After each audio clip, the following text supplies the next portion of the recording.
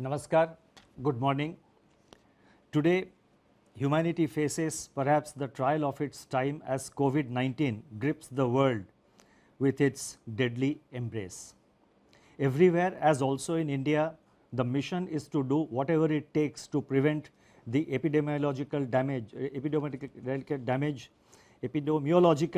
curve from steepening any further. In this kind of an environment, the Reserve Bank of India has been very proactive and has been monitoring the situation very closely. The evolving situation is being monitored very closely, and you would have noticed that from time to time, almost every second day or third day, the Reserve Bank is coming out with certain announcements. Now, in this kind of environment, I thought it was necessary that I speak to a wider audience and convey the resolve of the Reserve Bank of India, our approach and how we are going forward. Today, I propose to make certain announcements, and the statement is a bit long, as I said last time, because I have tried to make it as self-explanatory as possible, and so that there is adequate clarity, and since we are not able to hold a press conference, the meaning and the details are conveyed to the maximum extent possible. So, as I just said, everywhere, as also in India, the mission is to do whatever it takes to prevent the epidemiological curve from steepening any further. Human spirit is ignited by the resolve to overcome the pandemic. It is during our darkest moments that we must focus on the light. As Mahatma Gandhi said in his famous address at Kingsley Hall, London in October 1931, and I quote Mahatma Gandhi, "In the midst of death, life persists. In the midst of untruth, truth persists. In the midst of darkness, light persists." Before I begin, I wish to place on record our gratitude to all the functionaries and personnel in the government, the private sector, banks and other financial institutions who risk their lives on a daily basis by going to work or by working from home to fight the pandemic by keeping essential services fully operational. Our deepest appreciation goes out to doctors, healthcare and medical staff, police and law enforcement agencies who are at the front line. In the RBI, I would like to specially commend and thank our team of 150 officers, staff and service providers who are in quarantine away from their families and are at work 24/7 to keep essential services such as currency in circulation, retail and wholesale payments and settlement systems, reserve management, financial markets, liquidity management, financial regulation and supervision, and a host of other services available so that the nation may survive COVID-19. Banks and financial institutions have risen to the occasion and have ensured normal functioning. Their efforts are praiseworthy.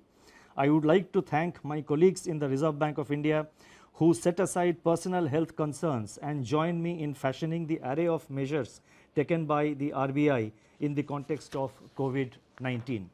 I also thank our teams for their intellectual support, analytical work and logistical arrangements. I would first like to highlight or give our assessment of the current economic situation. Since March 27, 2020, when I spoke to you last, the macroeconomic and financial landscape has deteriorated precipitously in some areas, but light still shines through bravely in some others.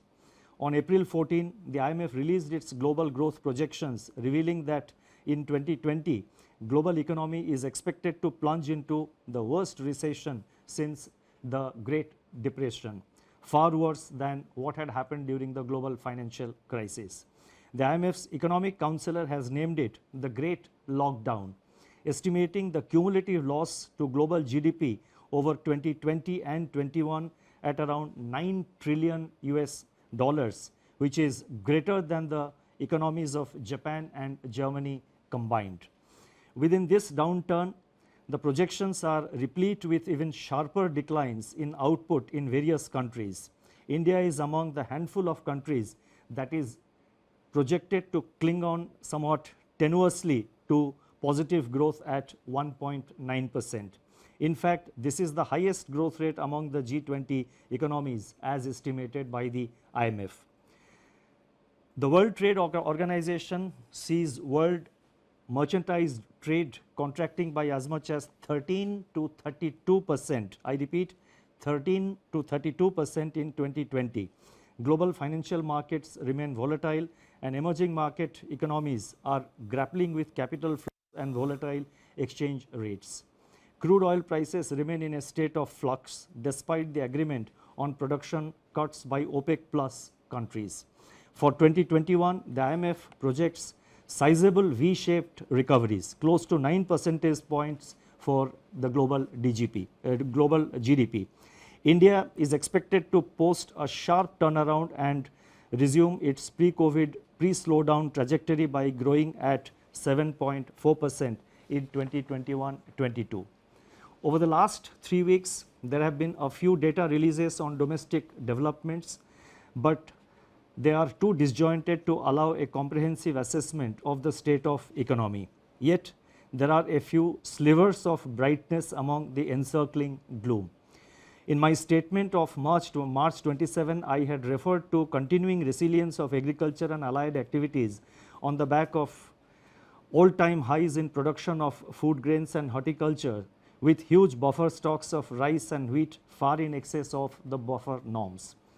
By April 10, pre-monsoon Kharif sowing had begun strongly, with acreage of paddy, which as you know is the principal Kharif crop, up by 37% in comparison with the last season, that is in comparison with the Kharif of 2019.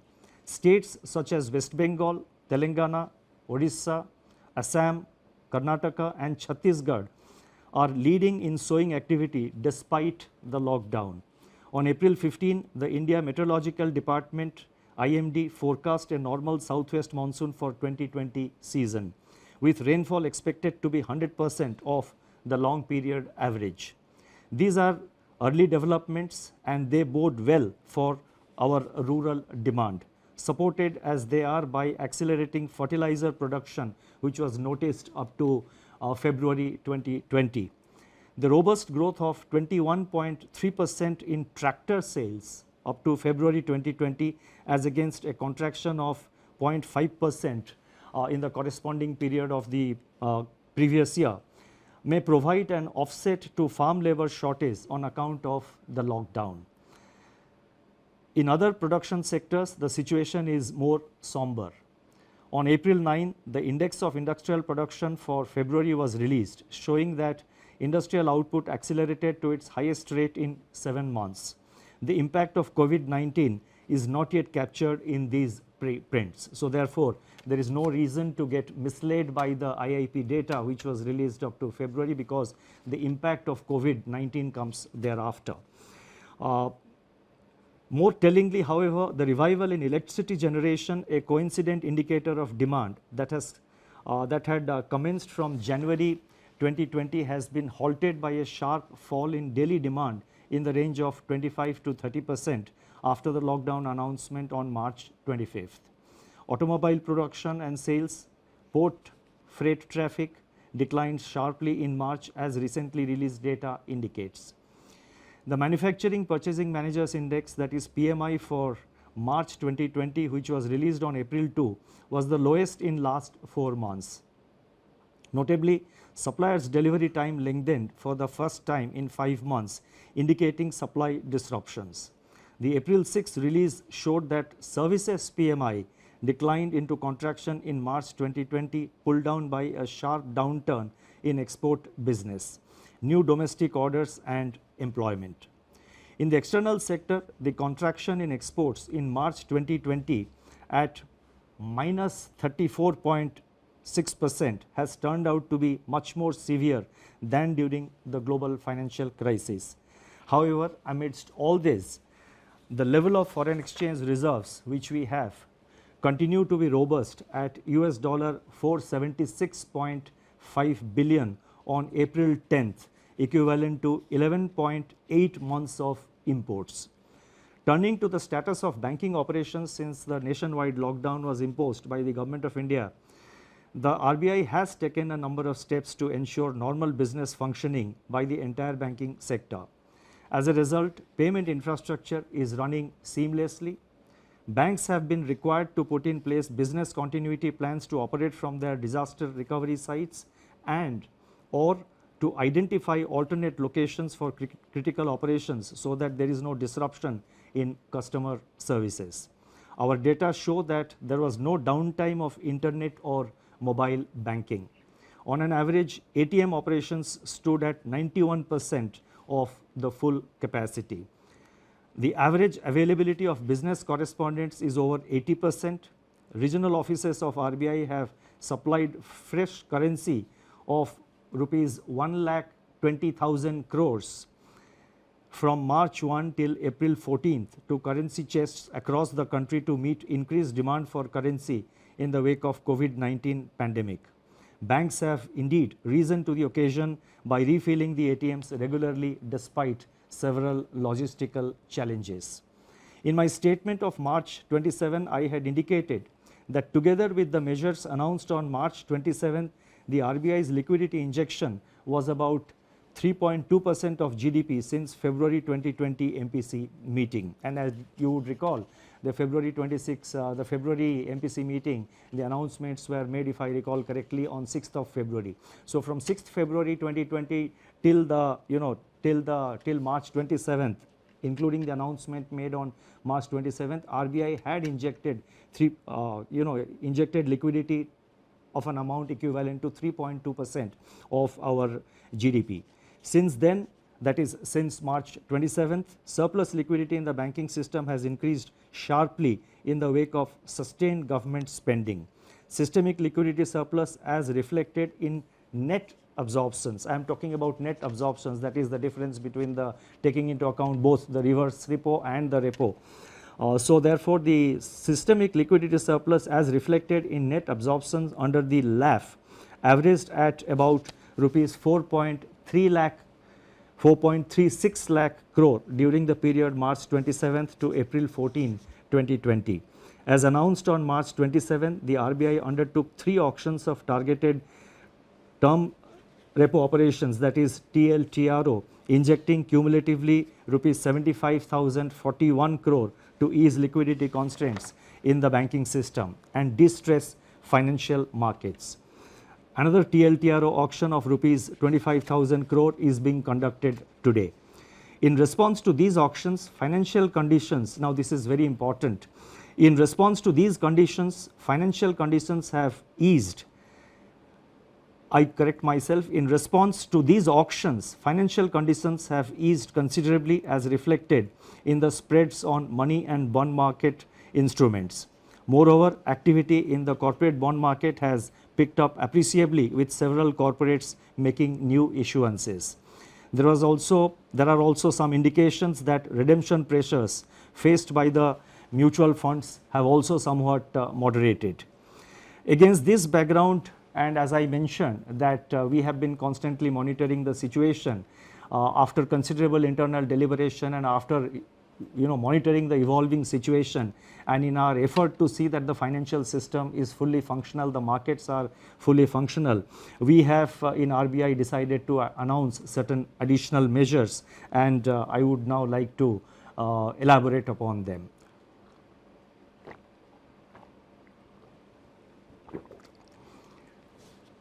Against this backdrop and based on our continuing assessment of the macroeconomic situation and financial market conditions, we propose to take further measures with the following objectives. 1. To maintain adequate liquidity in the system and its constituents in the face of COVID-19 related dislocations. 2. Facilitate and incentivize bank credit flows. 3. Ease the financial stress. And 4. Enable the formal functioning of markets. The first set of measures relate to liquidity management. The RBI has moved in a calibrated fashion to ensure conducive financial conditions and normalcy in the functioning of financial markets and institutions. The initial efforts to provide adequate system level liquidity are reflected in sizable net absorptions under the reverse repo operations. With this achieved, the RBI has undertaken measures to target liquidity provision to sectors and entities which are experiencing liquidity constraints and or hindrances to market access. That is, they have a difficulty in accessing the market and they have difficulty of having adequate liquidity with them.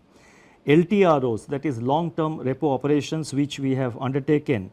So these were meant to ensure adequate liquidity at longer end of the curve, longer end of the yield curve. Exemptions from the cash reserve ratio for equivalent incremental credit disbursed by banks as loans in certain select areas and targeted LTROs or TLTROs fall in this category. In this category or in this class and sector specific measures. It is observed that deployment of TLTRO funds so far has largely been to bonds issued by public sector entities and large corporates, especially in primary issuances. The disruptions caused by COVID-19 have, however, more severely impacted small and mid-sized corporates, including NBFCs and MFIs, in terms of their access to liquidity. So we have therefore decided to undertake what we call TLTRO operations 2, that is TLTRO 2.0. Accordingly, it has been decided to conduct targeted long-term repo operations TLTRO 2.0 for an aggregate amount of rupees 50,000 crore to begin with. Please mark my words, rupees 50,000 crore to begin with in tranches of appropriate sizes. Based on our assessment of the evolving situation and based on the pattern of utilization of this 50,000 crore by the market and in the market, it is always open for RBI to step up this amount beyond 50,000 crores as per requirement or as may be necessary to see that various segments of the market, various segments of the the MFIs, the NBFCs and other institutions in terms of liquidity, they remain well lubricated. The funds availed by the banks under TLTRO 2.0 should be invested in investment grade bonds, commercial paper and non-convertible debentures of NBFCs with at least 50% of the total amount availed going to small and mid-sized NBFCs and MFIs. So therefore, the emphasis will be to see that there is adequate flow to the mid-size and the small NBFCs as well as to the MFIs. The guidelines in this regard will spell out the relevant details. These investments have to be made within 1 month of the availment of liquidity from RBI, as in the case of the earlier TLTRO auctions which have been conducted so far. Investments made by banks under this facility will be classified as held to maturity HTM even in excess of 25% of total investment permitted to be included in HTM portfolio. Exposures under this facility are also not to be reckoned under the large exposure framework and the notification for TLTRO 2.0 auction will be issued today. The next announcement relates to refinancing facilities for all India financial institutions like NABARD, SIDBI and the National Housing Bank. All India financial institutions such as NABARD, SIDBI and National Housing Bank play an important role in meeting the long-term funding requirements of agriculture and the rural sector, small industries, housing finance companies, MFIs and NBFCs. These all India financial institutions normally raise resources from the market through specified instruments which are allowed by the Reserve Bank of India, in addition to of course relying on their own resources. In view of the tightening of financial conditions in the wake of COVID-19 pandemic, these institutions are today facing difficulties in raising resources from the market. Accordingly, it has been decided to provide special refinance facilities for a total amount of rupees 50,000 crores to NABARD, SIDBI and NHB to enable them to meet sectoral credit needs. This will comprise of rupees 25,000 crore to NABARD for refinancing regional rural banks, that is RRBs and cooperative banks and microfinancial institutions. Rupees 15,000 crore will flow to SIDBI for on lending and refinancing, and as you know, SIDBI will be lending this money to by way of providing refinance to scheduled commercial banks as well as to other financial entities, NBFCs, MFIs, etc., who sanction loans to the MSME segment of the economy. And NHB will be allotted rupees 10,000 crore for supporting housing finance companies, HFCs. Now these amounts which I announced, that is totally 50,000 crore, of which 25,000 crore goes to NABARD, 15,000 crore goes to SIDBI, and 10,000 crore goes to NHB.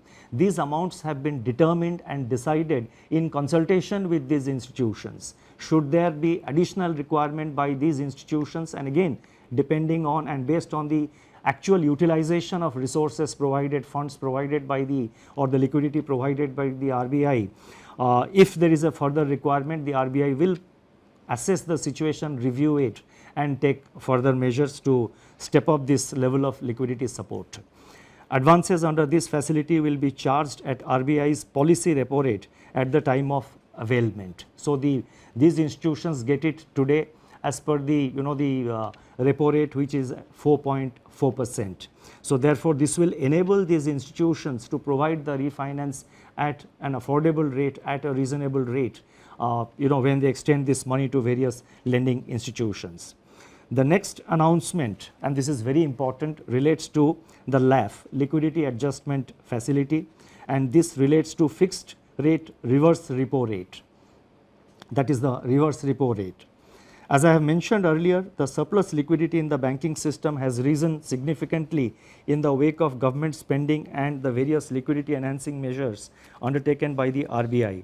On April 15, the amount observed under reverse repo operations was 6.9 lakh crore. Earlier what I had given about the system liquidity, that was net, that is the difference between the repo and the reverse repo. What I am now saying is one way of flow at the end of every day, how much flows from the system into the RBI through the reverse repo window. That has been in the order of on April 15th the RBI absorbed rupees 6.9 lakh crore through the reverse repo window. So that much of surplus was available with the system. Now in order to encourage the banks to deploy these surplus funds in investments and loans in productive sectors of the economy, it has been decided to reduce the fixed rate reverse repo rate under the liquidity adjustment facility by 25 basis points from 4% to 3.75% with immediate effect. So I repeat, the reverse repo rate is being reduced by 25 basis points from 4% to 3.75%. The policy repo rate, however, remains unchanged at 4.4% because that is a matter which is decided by the MPC, and also the marginal standing facility rate and bank rate, they also remain unchanged at 4.65%. The next announcement relates to ways and means advances for states. On 1st April 2020, RBI had announced an increase in the ways and means advances limit, WMA limit of states by 30%. It has now been decided to increase the WMA limit of states by 60% over and above the level as on March 31st, 2020 to provide greater comfort to the states for undertaking COVID containment and mitigation efforts, and also to plan their market borrowing programs better. This we expect will help the states not to bunch up their borrowing program in the early part of the year, but to space it appropriately as per their requirement. The increased limit will be available, that is this increased limit of WMA up to by 60%. This facility will be available till September 30th, 2020. The next set of measures are related to regulatory measures. On March 27, 2020, the Reserve Bank had announced certain regulatory measures to mitigate the burden of debt servicing brought about by disruptions on account of COVID-19 and to ensure the continuity of viable businesses. Based on a review of rapidly evolving situation and consistent with globally coordinated action committed to by Basel Committee on Banking Supervision to alleviate the impact of COVID-19 on global banking system, additional regulatory measures are being announced today. So whatever regulatory measures we are announcing, they are consistent with the Basel guidelines. The first measure under this category of regulatory measures, they relate to asset classification. Economic activity has come to a standstill during the period of the lockdown. Now, as I go with these announcements, I request your patience, because in the concluding paragraphs, in the concluding 2 or 3 paragraphs, to which I will come very shortly, I have attempted to give some kind of a forward guidance on certain aspects. So, I request your patience. I repeat, economic activity has come to a standstill during the period of the lockdown, with consequential lingering effects which have unambiguously affected the cash flows of households and businesses. On March 27, the Reserve Bank had permitted lending institutions to grant moratorium of 3 months on payment of the current dues falling due between 1st March and May 31st. It is recognized that the onset of COVID-19 has also exacerbated the challenges for such borrowers even to honor their commitments, which have fallen due on or before February 29, 2020 in standard accounts. The Basel Committee on Banking Supervision has taken cognizance of the financial and economic impact of COVID-19 and very recently announced that the payment moratorium periods, public or granted by banks on a voluntary basis relating to COVID-19 outbreak, can be excluded by banks from the number of days past due in respect of NPA recognition. Therefore, it has been decided that in respect of all accounts for which lending institutions decide to grant moratorium or deferment and which were standard as on 1st March 2020, the 90-day NPA norm shall exclude the moratorium period. That is, there would be an asset classification standstill for all such accounts from 1st March to 31st May 2020. NBFCs which are required to comply with Indian accounting standards Ind AS may be guided by the guidelines duly approved by their boards and as per the provisions and as per the advisories of the Institute of Chartered Accountants of India in recognition of impairments. In other words, NBFCs do have the flexibility under the prescribed accounting standards to consider such relief to their borrowers. At the same time, we are cognizant of risk build-up in banks' balance sheets on account of firm-level stress and delays in recoveries. With the objective of ensuring that banks maintain sufficient buffers and remain adequately provisioned to meet future challenges, they will have to maintain a higher provision of 10% on all such accounts under the standstill, spread over 2 quarters, that is March, that is the quarter ending March 2020 and June 2020. These provisions can be adjusted later on against the provisioning requirements for actual slippages in such accounts. You see, while we are announcing certain forbearances etc. for the banks, Reserve Bank as the regulator of the banking system has to ensure that our banks remain financially healthy over a period of time and in the long term. So therefore, while announcing certain prudential relaxations, we have to necessarily see that the banking system also remains healthy. So therefore, we have required them to make certain provisions, and that is and in any case, we are saying that these provisions can be adjusted later on against provisioning requirements for actual slippages. So only if if the slippage doesn't arise, then the banks have adequate flexibility to sort of deal with appropriately deal with it in their accounts. The next announcement relates to extension of resolution timeline. Under RBI's prudential framework of resolution of stressed assets dated June 7, 2019, in the case of large accounts under default, scheduled commercial banks, all India financial institutions, NBFCs which are non-deposit taking but systemically important, and deposit taking NBFCs are currently required to hold an additional provision of 20% if a resolution plan has not been completed within 210 days from the date of such default. Recognizing the challenges to the resolution of stressed assets in the current volatile environment, it has been decided that the period of resolution plan shall be extended by 90 days. The details of this announcement will of course be spelled out in the circular which will be issued. The next announcement relates to distribution of dividend.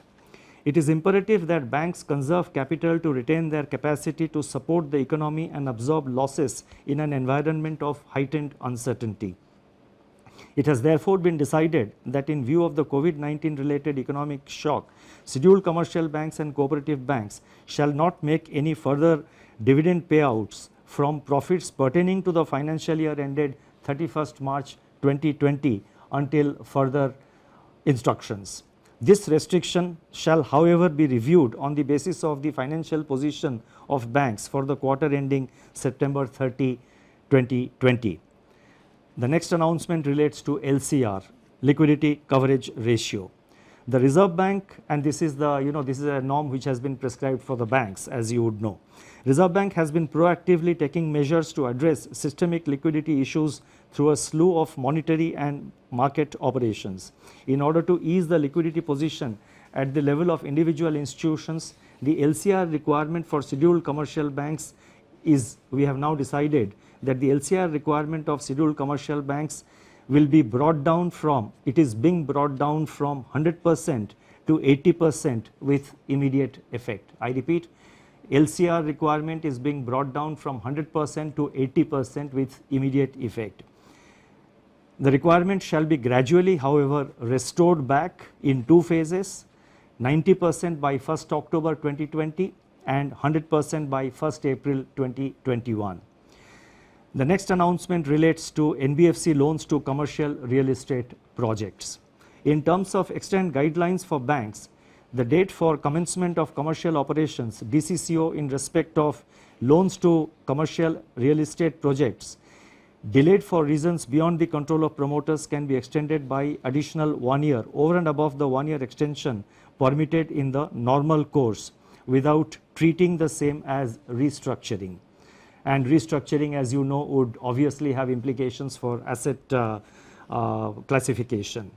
It has now been decided to extend a similar treatment to loans given by NBFCs to commercial real estate. This will provide relief to NBFCs as well as to the real estate sector. Now, before I go to the concluding remarks, let me mention that the RBI, as I mentioned earlier, is monitoring the situation very closely. We are very vigilant about the developments, and whenever required, we will make necessary announcements. And so therefore, this is not the last of the announcements that we are announcing today to deal with the situation. As the situation warrants, we will be announcing new measures to deal with the challenges. Our effort is always to remain proactive and also to respond to the emerging challenges. Now, let me now move to the concluding portion of my remarks. In conclusion, I would like to review recent developments relating to inflation and the outlook without infringing in any way the mandate of the Monetary Policy Committee. The press release of National Statistics Office NSO on April 13, 2020 showed that CPI inflation for March 2020 declined by 70 basis points to 5.9%. This is, however, based on data gathered up to 19th March. The data showed a softening of food inflation by around 160 basis points on account of the easing of prices of vegetables, eggs, meat, fish, pulses, etc. In other categories of CPI inflation, pressures remained firm. Daily data on 22 essential food items covered by the Department of Consumer Affairs of Government of India suggest that food prices have increased by 2.3% in April so far, that is up to April 13th, in a broad-based manner, though onion prices have continued to decline, and at the same time the PDS kerosene prices have slumped by 24% in the first fortnight of April. Domestic LPG prices also declined by 8%. These early developments suggest that inflation is on a declining trajectory, having fallen by 170 basis points from its January 2020 peak. In the period ahead, inflation could recede even further, barring of course any supply side disruption shocks, and may even settle well below the target of 4% by the second half of 2021. Such an outlook would make policy space available to address the intensification of risks to growth and financial stability brought about by COVID-19. This space needs to be used effectively and in time.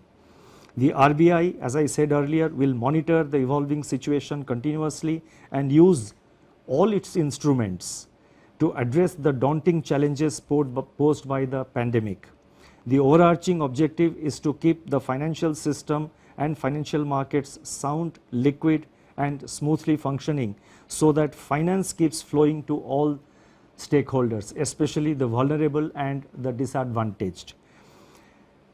Regulatory measures that have been announced so far, including those which are announced today, are dovetailed into the objective of preserving financial stability.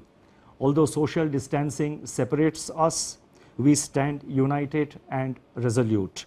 Eventually, we are confident that we shall cure and we shall endure. Thank you very much.